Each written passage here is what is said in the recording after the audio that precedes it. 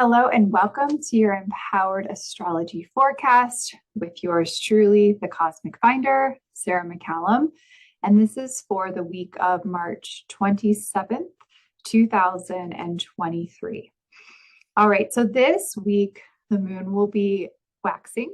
We just celebrated a new moon in Aries the previous week. And so we are able to work with that energy of the moon in terms of scheduling activities or tasks that require a little bit more energy or a little bit more extroverted focus. So as the moon grows in light, oftentimes we feel that we have the capacity to step into the light, to take action, etc. And then over the course of this week, the moon will shift from Gemini into Cancer, into Leo, and then into Virgo. So when the moon is in Gemini at the very beginning of this week, work with your channeled writing activities, sacred scribe activities. Plan perhaps to spend that day or two creating content for your website, for social media posts, but really understand that there is a powerful opportunity to work with the written word to bring your thoughts out into the world.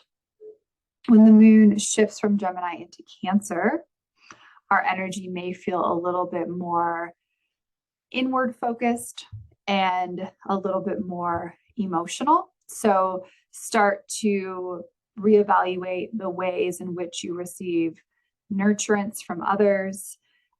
Take stock of, your cabinets and your refrigerator and reevaluate the foods that you're nourishing yourself with, you're nourishing your family with, and also just pay attention to your home. Maybe you need to tidy up your home. Maybe you need to create some space to just simply relax and be present in your home in the comfort and security of your space that you are living in. When the moon shifts out of Cancer into Leo, I suggest that you tap into some sort of movement practice that feels good to you. This may be yoga, this may be dance, this may be competitive sport, perhaps it's taking a walk or a hike, but recognize how juicy and yummy it feels to move your physical body while the moon is in Leo. And that is very much tied into creative self-expression. So how are you creatively expressing yourself, or how are you perhaps hindering your sense of creative self-expression? Explore some of those realms while the moon is in Leo. And then at the very tail end of this week, when the moon shifts into Virgo, I would definitely look at the ways in which you are taking care of your physical vessel, your healthcare routines and habits. Perhaps, again, reevaluate some of the supplements that you are incorporating into your diet, but also recognize how analytical this energy can be. So if you have any detail-oriented tasks, maybe save those for the end of the week when the moon is in Virgo. So you will notice that the moon and Mars will both be near one another in the night sky this week on the 28th of March. So go outside, plan to go outside that evening and check out that beautiful scene. And again, obviously we all can recognize the moon, but the planet Mars typically has like a bit of an orangey reddish tinge to it. And that day also is a waxing half moon in Cancer.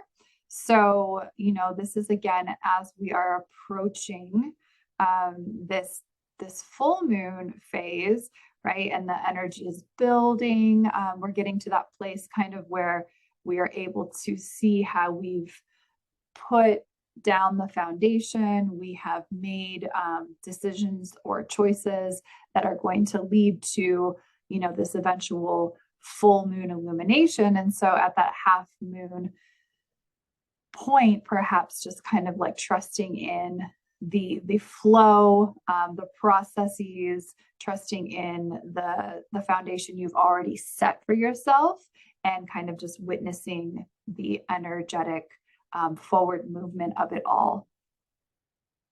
And then Mercury is going to conjoin Jupiter this week on March 27th.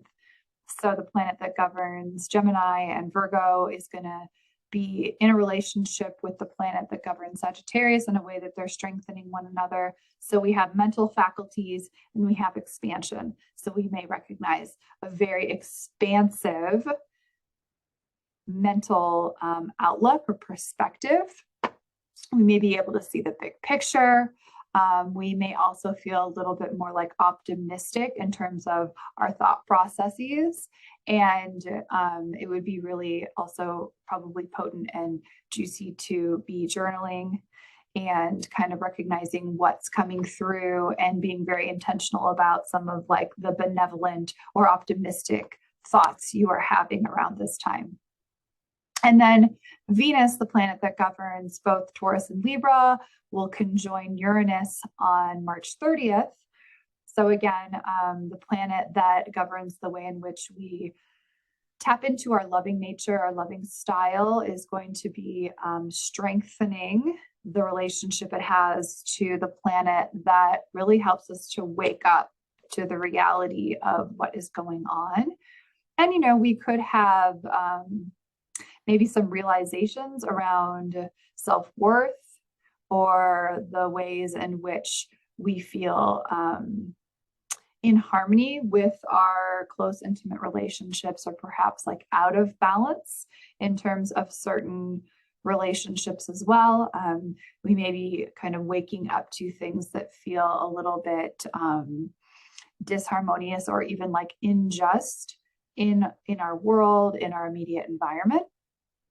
So I think that this could be really powerful, very eye-opening, and not necessarily like super easy or super positive, but there could be a lot of like really powerful lessons learned from this conjunction.